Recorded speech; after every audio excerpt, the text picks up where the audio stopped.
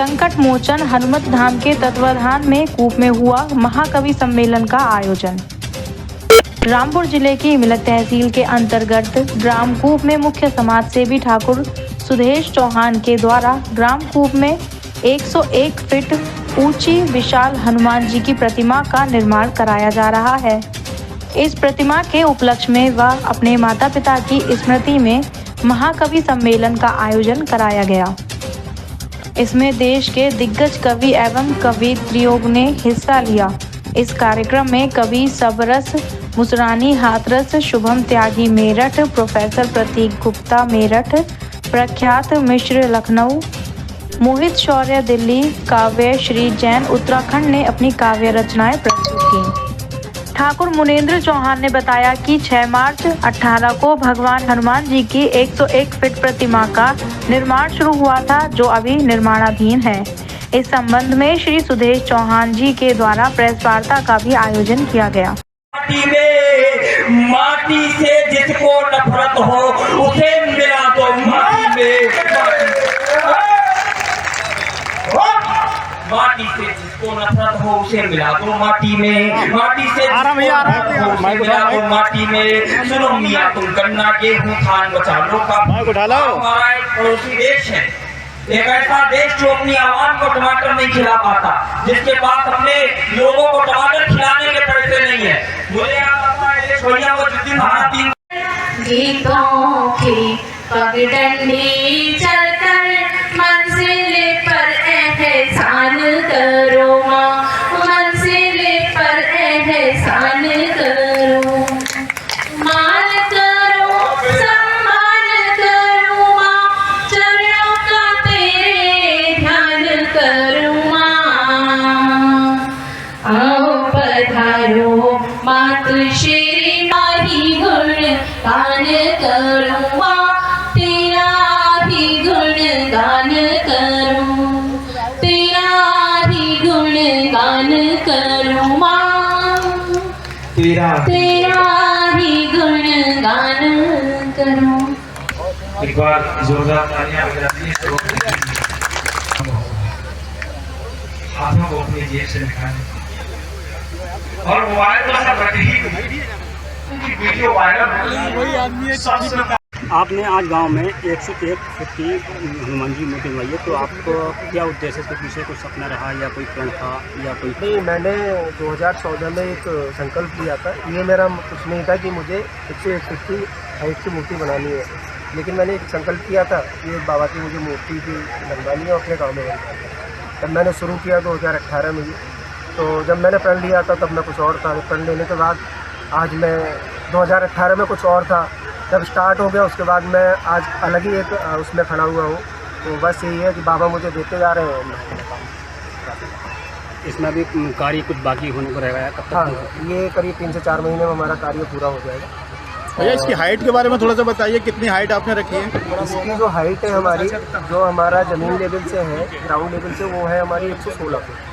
और अगर हम स्टेप चढ़ के जो सीढ़ियाँ हैं उसको चढ़ के जाते हैं तो 15 फीट का हमारा फाउंडेशन है, ऊपर है बाबा जहाँ से प्रतिमा शुरू हुई है इनकी, तो वो 101 फीट की हाइट है, केवल मूर्ति। सरकार का उद्देश्य है सनातन को बढ़ावा देना, तो उसके बारे में क्या कहना चाहेंगे? सरकार का उद्देश्य तो है ही, लेकिन अकेली सरकार क्या करेगी? हम लोग हैं, युवा पीढ़ी है, हमें भी सोचना चाहिए कि सनातन को हम आगे कितना लेके जा सकते हैं। अगर हम चाहेंगे तो क्या नहीं हो सकता। तो मैं गाजियाबाद का रहने वाला हूँ और यहाँ पे चौहान साहब ने मूर्ति ऑर्गेनाइजिंग वगैरह के लिए बुलाया है और सबका बहुत बहुत धन्यवाद। भैया मूर्ति स्थापना के उपलक्ष्य में मूर्ति यहाँ का स्थापना हो रही है? हाँ जी, हाँ जी, अभी स्थापना नहीं हुई है, अभी से बिल्कुल तैयार हो रही है। उपलक्ष्य में जो कवि सम्मेलन हो रहा है उसके लिए आप क्या कहना चाहेंगे? हाँ जी, हाँ जी सर, युवाओं को संदेश? युवाओं के लिए संदेश ये है, देखो जी, हम तो हेल्थ से रिलेटेड जुड़े हुए हैं, तो मैं तो युवाओं को ये संदेश देना चाहता हूँ कि अगर अपना शरीर ठीक है, अगर आप फिट हो तो आप सब कुछ कर सकते हो। सबसे पहले अपनी फिटनेस ही जरूरी है। आप देश के, परिवार के या सबके तभी काम आ सकते हो जब आप खुद फिट हो। मैं ये नहीं कह रहा कि सब बॉडी बिल्डर बनो या सब वही बनो, लेकिन कम से कम इतना तो होना चाहिए कि अपने आप को फिट रख सको। अगर आप फिट हो तो आप सबको फिट रख सकते। पसंद होते हैं, है ना, इस वजह होते हैं। का। इसी तरह से हर कवि कवि को अपनी सारी चीज़ें रचना पसंद होती हैं। फिर भी हालांकि बहुत लिखा गया, क्योंकि महिला भी हूँ तो महिलाओं पर भी बहुत लिखा। साथ ही साथ मैं girls college, Jagannath girls college Meerut में असिस्टेंट प्रोफेसर भी हूँ, तो लड़कियों के कॉलेज में हूँ, तो मैंने लड़कियों पर भी बहुत लिखा।